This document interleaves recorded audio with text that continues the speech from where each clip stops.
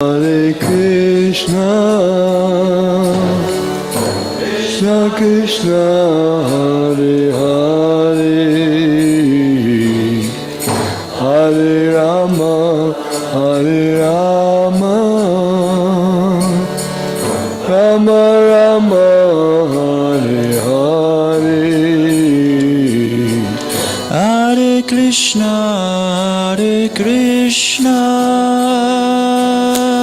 Krishna Krishna, Hare Hare, Hare Rama, Hare Rama,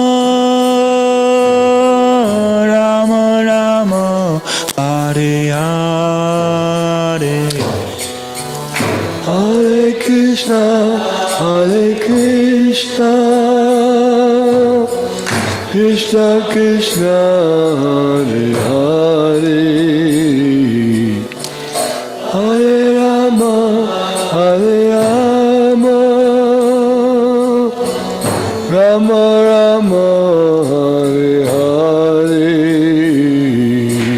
Hare Krishna, Krishna Krishna, Hare Hare, Hare Rama, Rama Rama, Hare Hare. Hare Krishna, Krishna Krishna, Hare Hare, Hare Rama, Rama Rama, Hare Hare. Hare Krishna, Krishna Krishna, Hare Hare, Hare Rama, Rama Rama, Hare Hare. Hare Krishna, Krishna Krishna, Hare Hare, Hare Rama, Rama Rama, Hare Hare. Hare Krishna, Krishna Krishna, Hare Hare, Hare Rama, Rama Rama, Hare Hare. Hare Krishna, Hare Hare, Hare Rama, Rama Rama, Hare Hare. Hare Krishna, Krishna Krishna, Hare Hare, Hare Rama, Rama Rama, Hare Hare. Hare Krishna, Krishna Krishna, Hare Rama, Rama Rama, Hare Hare. Hare Krishna, Krishna Krishna, Hare Hare, Hare Rama, Rama Rama, Hare Hare. Hare Krishna, Krishna Krishna, Hare Hare, Hare Rama, Rama Rama, Hare Hare. Gauranitai Jaya, Gauranitai Jaya, Gauranitai.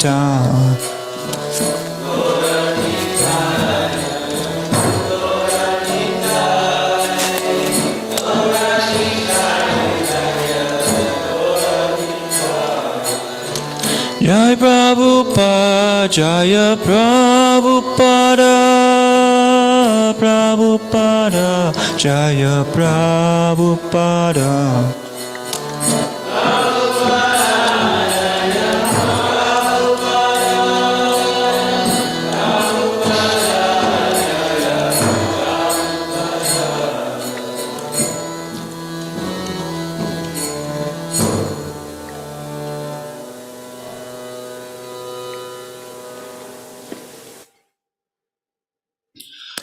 Om Jnana-Tarandasya Jananjana-Shalakaya Chakshurunmanitam Yena Tasmai Shri Gurave Namaha.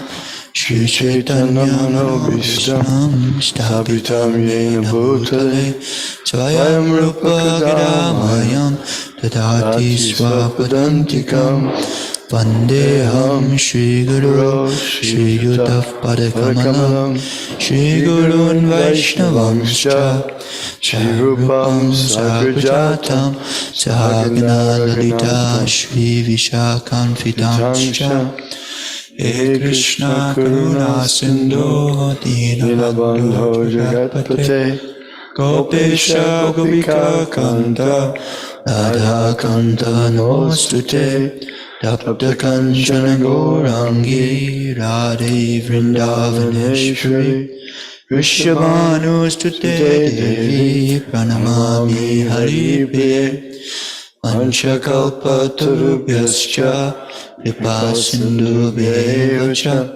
Patitanam Pavanebhyo Vaishnavebhyo Namo Namaha. Jai Shri Krishna Chaitanya Prabhu Nityananda Shri Advaita Gadadhar Srivasadi Gaura Bhaktivinoda. Hare Krishna Krishna Krishna Hare Hare Hare Rama Rama Rama Hare Hare. Bhagavad-gita as it is, chapter 9, text 23 through text 9, chapter 9, text 23 through chapter 9, text 33. Translation and purport by His Divine Grace, A.C. Bhaktivedanta Swami Prabhupada. Translation and purport, or Sanskrit and translation read together. Ye pyata devata bhaktya yanjante shatayanvita tepi mam eva kaunteya jagatyadviti purvakam. Whatever a man may sacrifice to other gods, O son of Kunti, is really meant for me alone, but it is offered without true understanding. 624. Aham hi sarvayagyanam bhokta cha prabhureva cha natu mam abhijananti tattena taschyavanti te. Translation: I am the only enjoyer and the only object of sacrifice. Those who do not recognize my true transcendental nature fall down. Text 25. Yanti deva vrita devan Pritvinjanti pritirvataha Bhutani yanti bhuteja Yanti madhyajinopimam. Those who worship the demigods will take birth amongst the demigods, and those who worship ghosts and spirits will take amongst such beings. Those who worship ancestors go to the ancestors, and those who worship me will live with me. 26. Patram pushpam palam toyam Yo me bhaktya parajyati tadaham bhakti padatam ashranam prayatatmanaha. If one offers me with love and devotion a leaf, a flower, fruit, or water, I will accept it. 27. Yat karoshi yadashashi yajtoshi jadashi jat yat tapasyasi konteya tat karushva madhapanam. O son of Kunti, all that you do, all that you eat, all that you offer and give away, as well as all austerities that you may perform, should be done as an offering unto me. 28. Shubha Shubha Averevam Mokshayase Karma Bandhanai Sanyasa Yoga Yuktatma Virmukto Mam Upaishyasi. In this way you will be freed from all reactions to good and evil deeds, and by this principle of renunciation you will be liberated and come to me. 29. Samoham sarvabhuteshu name dashosti na priyaha evajanti tumam bhaktya mahiteteshu chapyaham. I envy no one, nor am I partial to anyone. I am equal to all, but whoever renders service unto me in devotion is a friend, is in me, and I am also a friend to him. 30. Api chet sudara chalo bhajate mam ananyabhak sudareva samantalya samyak vyavasito hisaha. Even if one commits the most abominable actions, if he is engaged in devotional service, he is to be considered saintly because he is properly situated. 31. Shiparam bhavati dharmatma shashvachantim nigachati kunteya pratyajaniya name bhakta pranashyati. He quickly becomes righteous and attains lasting peace. O son of Kunti, declare it boldly that my devotee never perishes. 32. Mami parta vipashritya yepishu papayoneha shriyo vaishyas tata shudras tepi yanti param gatim. O son of Pitta, those who take shelter in me, although they may be of lower birth, women, vaishyas, merchants, as well as shudras, workers, can approach the supreme destination. And lastly, text 33, Kim punar brahmana punya bhakta rajasayastata anityam ashukam lokam imam praptya pashavyamam. How much greater then are the brahmanas, the righteous, the devotees and saintly kings, who in this temporary miserable world engage in loving service unto me.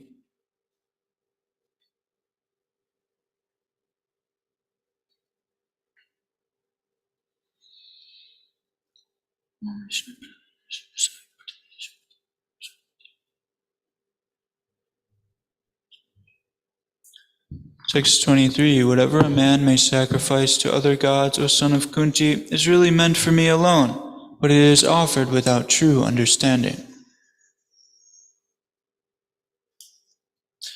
Persons who are engaged in the worship of demigods are not very intelligent, although such worship is done to me indirectly. Krishna says, for example, when a man pours water on the leaves and branches of a tree without pouring water on the root, he does so without sufficient knowledge or without observing regulative principles. Similarly, the process of rendering service to different parts of the body is to supply food to the stomach. The demigods are, so to speak, different officers and direction in the government of the Supreme Lord. One has to follow the laws made by the government, not by the officers or directors. Similarly, everyone is to offer his worship to the Supreme Lord only. That will automatically satisfy the different officers and directors of the Lord. The officers and directors are engaged as representatives of the government, and to offer some bribe to the officers and directors is illegal. It is stated here as avidhi purvakam.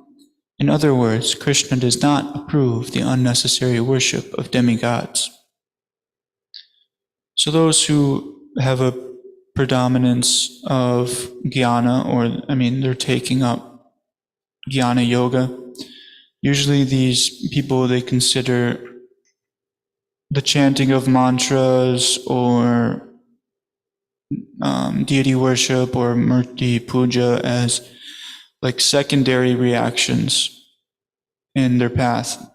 They usually say that chanting or puja in this way is just like an object of meditation, or it's so, one can forget Maya, and then I can reach the ultimate goal, which is liberation. So this is a misconception that they come to. So they're just using these tools, this chanting and this demigod worship or puja, as utility to get liberated from all kinds of material sufferings in the material world. And ultimately, they're focused on moksha. So, Srila Prabhupada was discussing this more or less, some of the Sanskrit terms that were used earlier on in this chapter. He was mentioning three different categories of people of this nature. He mentioned Ekatvena Bahuda, which these people are the lowest in these three, the most ignorant out of the three. Generally, these people, they think that they're God, and they're just covered over by some kind of, they say that God is like playing hide and seek sometimes. You hear Mayavadi say that, and therefore, he wants to enjoy in the different roles that he has given us. And then once we ultimately realize that we're God, then we're no longer in ignorance. And that's Ekatvena Bahuda. And then Vishvato Mukam, they basically think, this is another class of impersonalists, more or less. They basically think that this material world is God itself. That the creation that Krishna has provided here in nature is God. They worship that as God.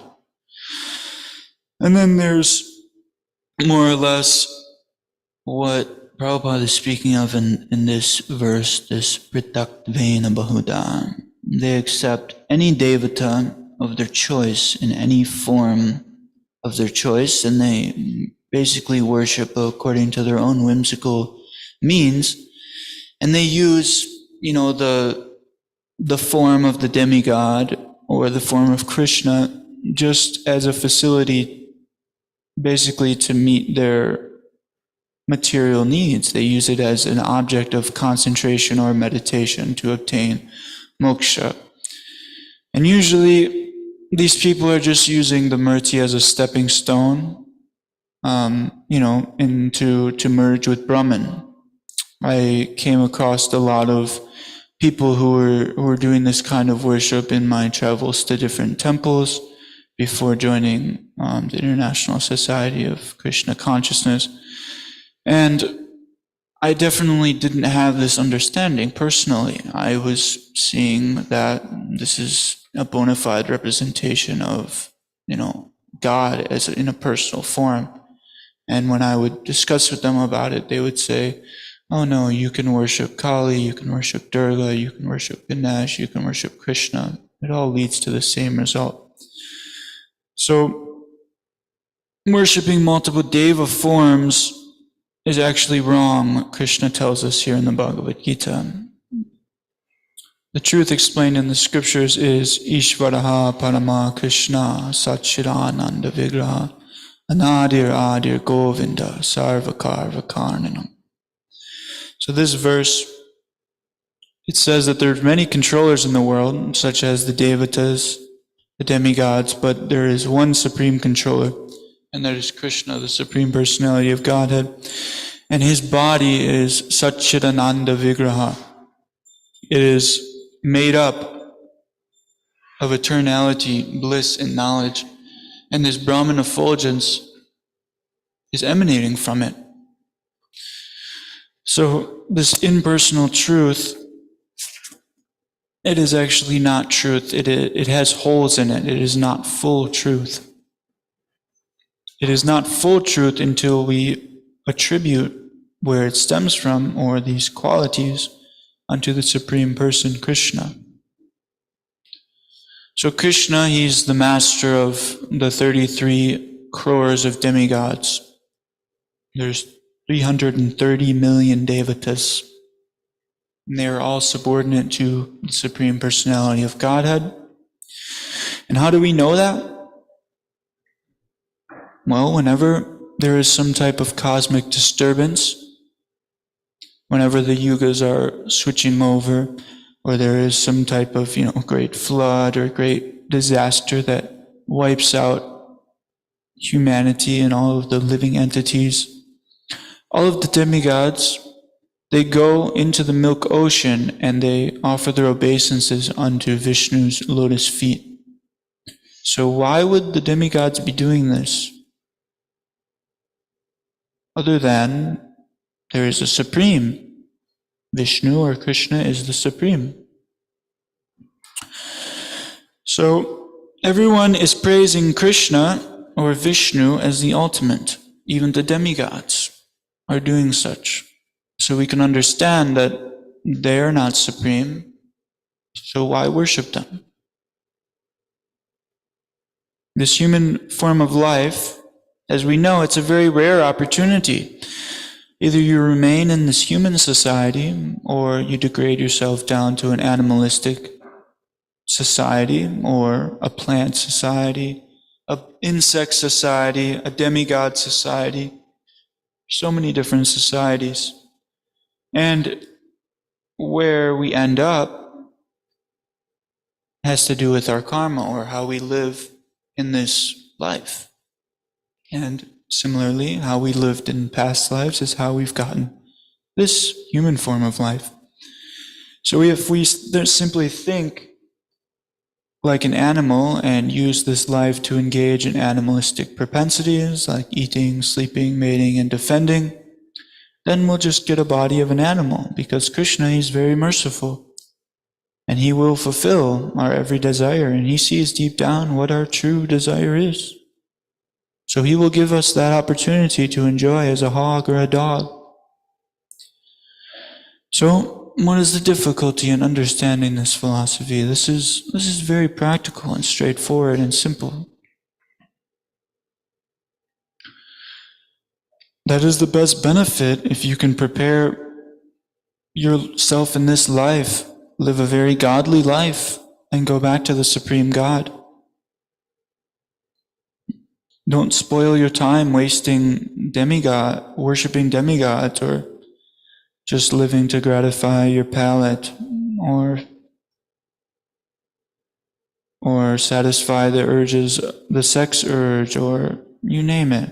There's so many urges, the mind wants to go here and there. If we were just to succumb to these things, how are we any better than an animal? So Krishna says in the Bhagavad-gita that men of small intelligence worship the demigods, and their fruits are limited and temporary.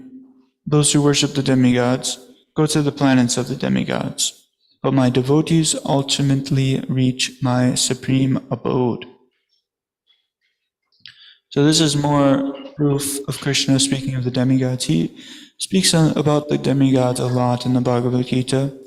So we're left with a very clear understanding.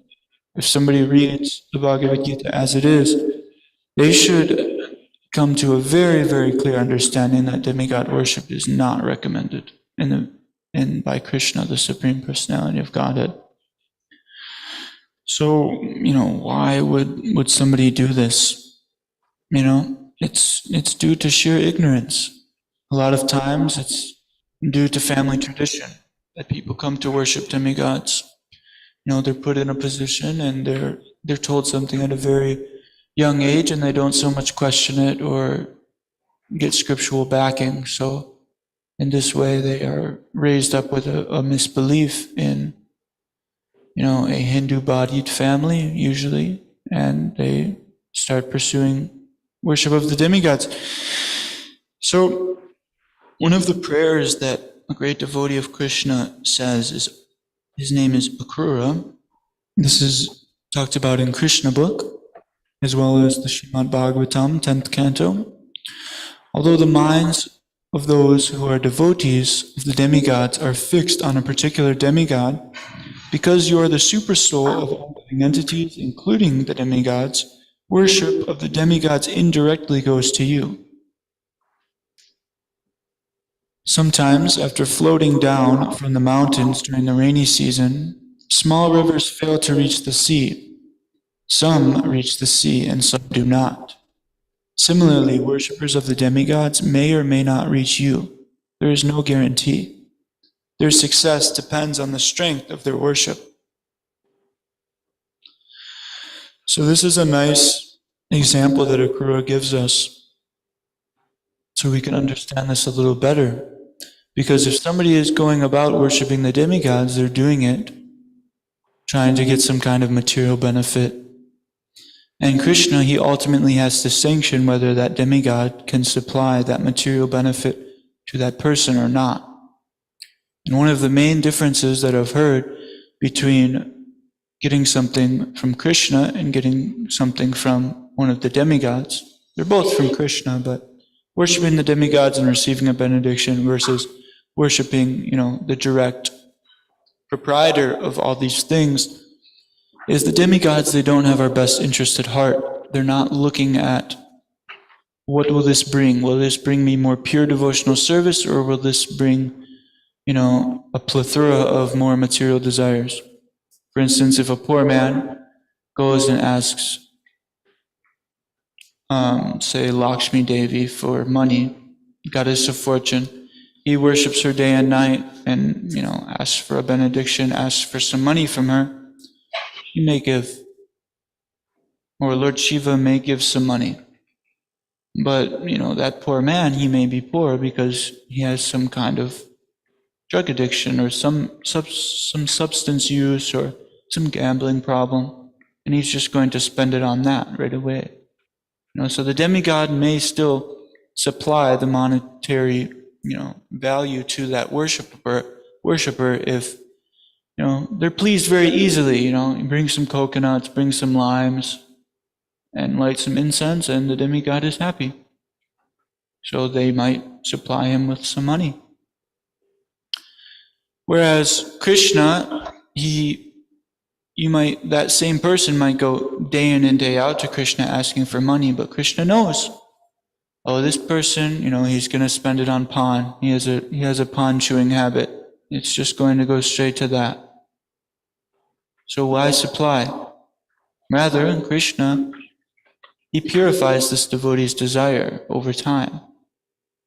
Krishna doesn't give him money, and in that way, this desire for pan, it goes down.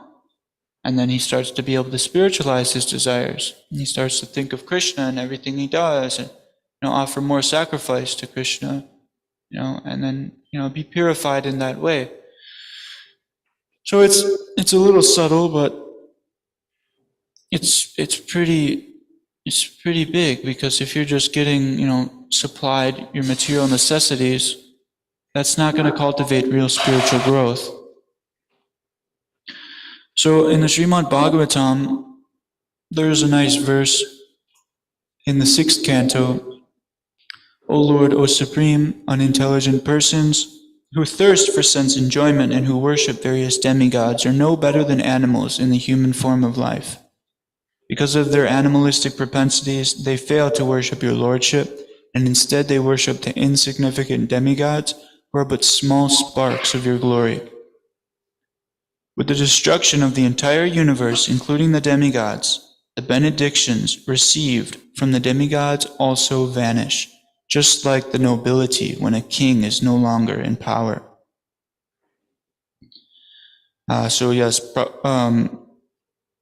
Krishna, the Supreme Personality of Godhead, he states in Bhagavad-gita, Kamaistas hrita jnana prapadyante niyadevataha. Those whose minds are distorted by material desires surrender unto the demigods. So this is a verse that similarly condemns the worship of the demigods. We may show our respect to the demigods like Lord Shiva or Lord Brahma because they're great devotees, but they're not worshipable. They still have to perish. Even Lord Brahma, his one day is equal to so many years, on this human scale, and he still has to perish. It's almost unfathomable if we try to understand how long Lord Brahma is around, and he still has to die. So they're not eternal, these demigods. And the intelligence of those who worship the demigods is lost. That is what this verse is saying. Because the worshippers, they do not know that when this manifestation is completely annihilated, the demigods also have to die. Therefore, a devotee should not hanker to get the benedictions given by the demigods.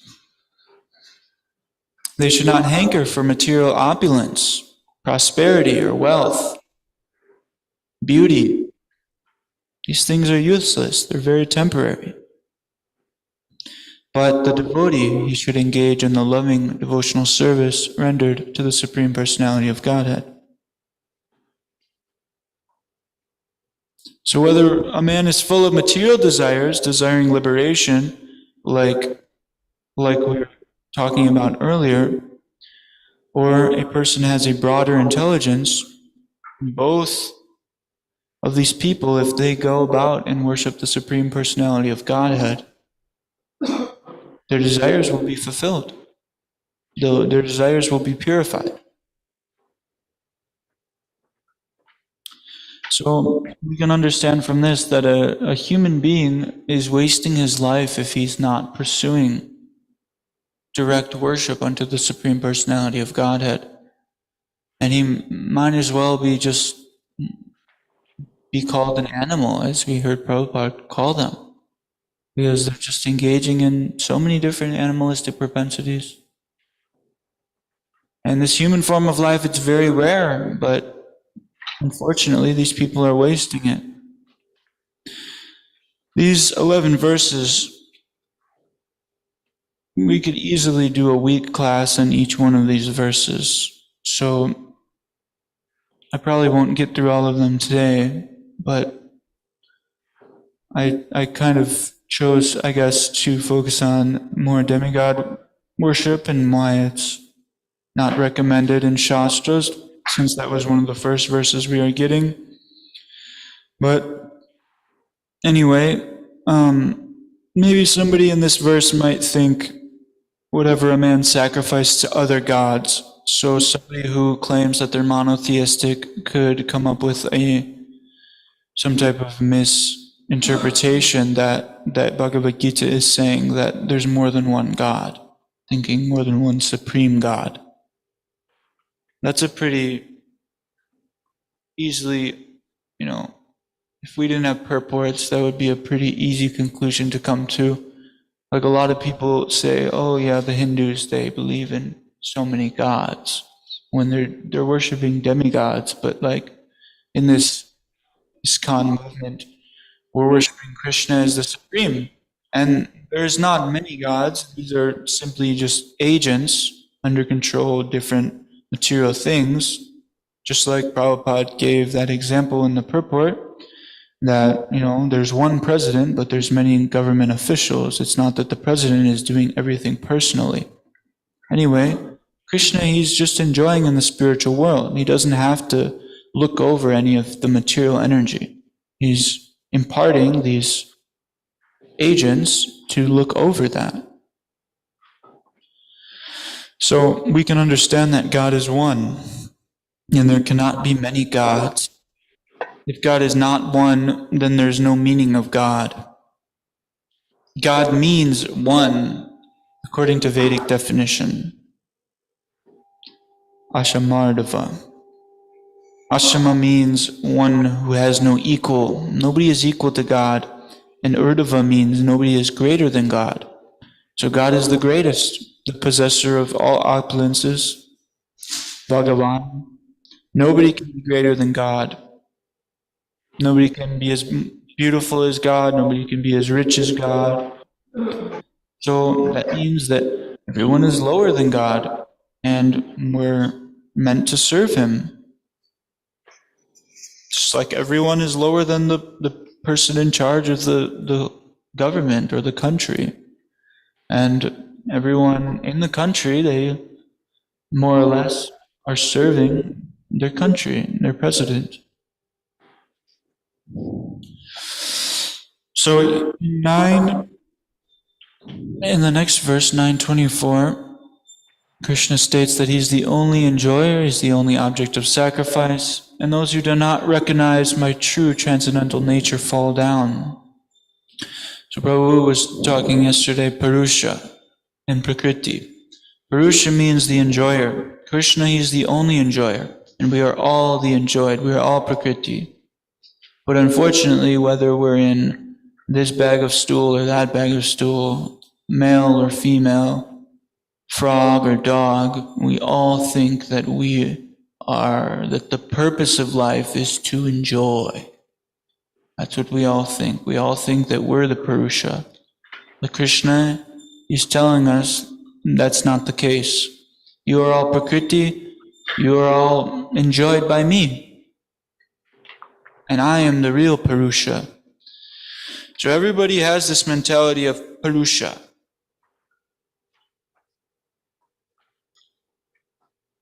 Some people might ask us, why do you guys keep a certain appearance? Why do you guys keep certain regulative principles? Why do you guys behave in a certain way? Some devotees may just be doing it because they're told so. They may not have an understanding why we do some of these things. But there is many deeper meanings to it, and one of them being which we're trying to please the real enjoyer, the real Purusha. And if we are the enjoyed, we want Krishna to enjoy us. More or less, we want to be enjoyed by the Lord. We want to be servants of Him. Of course, He doesn't enjoy this material energy. He is Atmaram, He's fully satisfied within Himself, completely.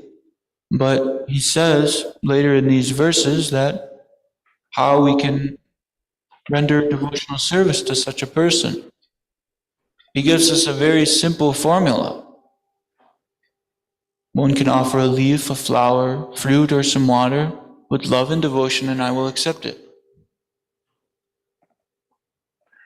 This is a very, very famous verse in Bhagavad-gita, and he tells us how we can have loving reciprocation with such a person who is not enamored or enticed at all by the material energy.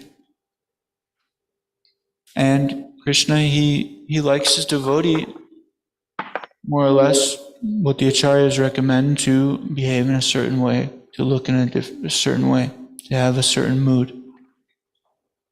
So this is, everything we're doing is revolving around pleasing Guru, pleasing Krishna. It's not just that, we shave up and, we all just want to look alike and say the same things all the time. We're not just doing ritual. It's not just dry ritualistic sacrifice. We hear that this dry ritualistic sacrifice is not very important in the Srimad Bhagavatam, in the pastimes of when the cowherd boys go and visit the wives of the Brahmanas, right? The Brahmanas are busy engaged in doing their fire yagya, and they don't even pay attention that, there's cowherd boys there singing that Krishna and Balaram, they want food, We're cowherd boys, please feed us. They don't even pay attention to that because they're absorbed in some ritualistic sacrifice. I've had people at the Indian store who have basically converted to be Christian ask me, why do you just go about doing these dry rituals? You think that's going to bring love? But no, if we're just doing things very dryly with no love, no spontaneity, we're going to forget why we're doing it. And it's just going to be completely dry. And we get glimpses of this,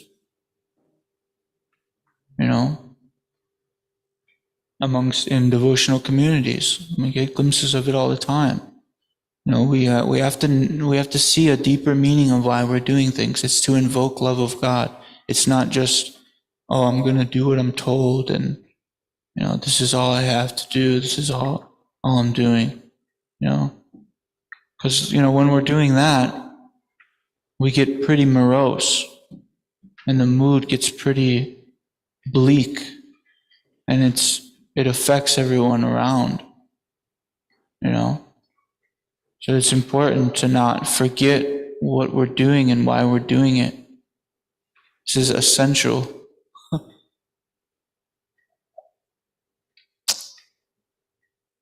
So I guess we covered a couple verses here. Does anyone have any questions or comments? Bhakti Gio?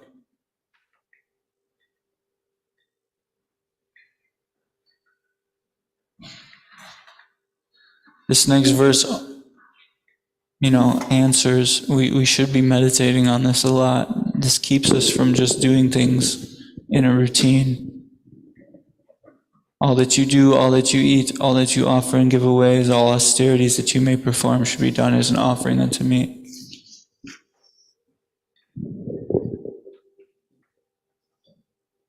You were talking about us being in a certain mood. So this is my question. Is our mood controlled by Krishna, or is it in our control?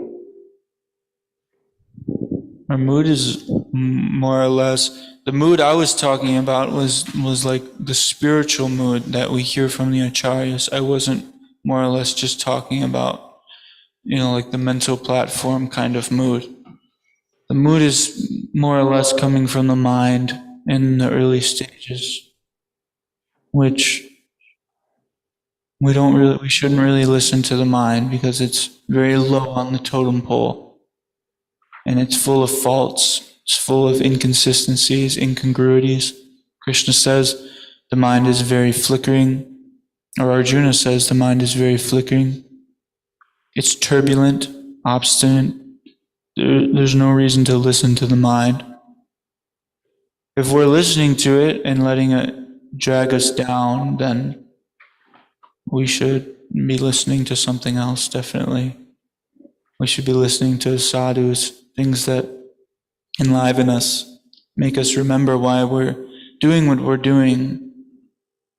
A lot of times, devotees, at least from what I've experienced in my time in Krishna consciousness, I've noticed that there's kind of like a purificatory period, especially in the beginning, and the mind is especially turbulent because we're fresh out of the material ocean of suffering.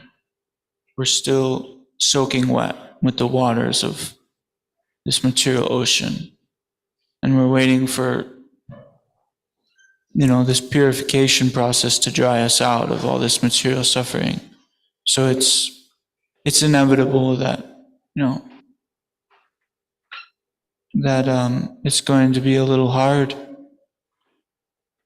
because it's purifying, I was having a conversation actually with Valmiki last year, and it's a conversation that totally changed my outlook on like everything, and I think about it all the time. I've been meditating on it for, a year, like almost every day I think of it actually.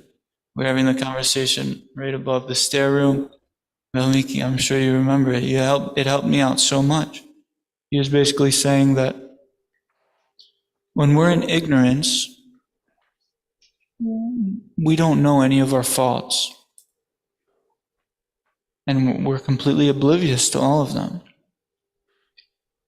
And then when somebody comes to Krishna consciousness, they show a little sincerity. And at some point, especially early on, well, it never ends, but early on, like the devotee, he'll get a glimpse of all these faults that he needs to work on. And he'll realize how like impure he is. So a lot of times, people will get very morose and very down. And it'll be very difficult for them because they'll just see it as, I'm struggling like anything. I don't know what to do. They can't see that they're in this like dense forest of illusion because they're not seeing it as Krishna's mercy yet. They can't see yet that I was in ignorance. I'm doing some devotional service here. I'm trying to render service. I'm trying to be sincere. And Krishna is actually reciprocating with me. They don't see it as reciprocation. They just see it as, I'm trying so hard, but I didn't have these problems in the material world. What the heck's going on? Maybe I need to go back out and enjoy. But it's Krishna's mercy. Krishna, he is lifting the veil of ignorance a bit in that devotee. And, he may not be taking it so well because he can't see that, this is nectar. This is so much mercy. Krishna, he's literally showing me what I need to work on.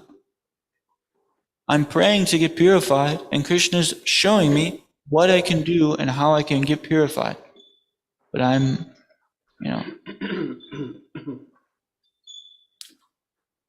not pure enough right now to see it. So, this is totally Krishna's mercy, and it never stops. This purification never stops. The devotee on the highest platform, he thinks himself very low because devotional service, there's no bottom to it. Similarly, it can go, there's no cap to it. It can go completely high, never-ending height, and never dropping low. So the devotee, he can always think of himself lower and lower because Krishna can always reveal things, impurities to somebody. And Krishna can always give higher and higher bliss and higher taste. So the more and more that you stay strong and stay steady, the more and more you'll be purified. I mean, it's inevitable.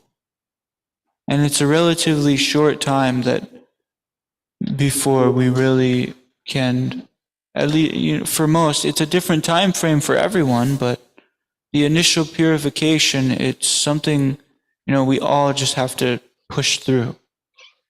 Because there's an entire lifetime of eternality, bliss, and knowledge in the spiritual world waiting for us. If we can just push through a little hump.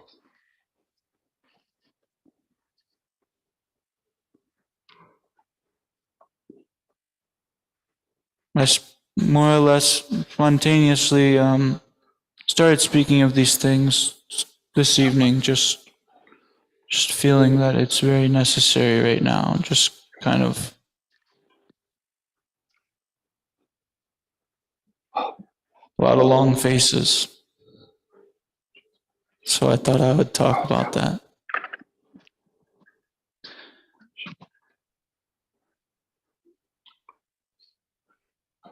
Vanchakalpatarubhascha kripasindubhyevacha patitanam pavanebhyo vaishnavebhyo namo namah.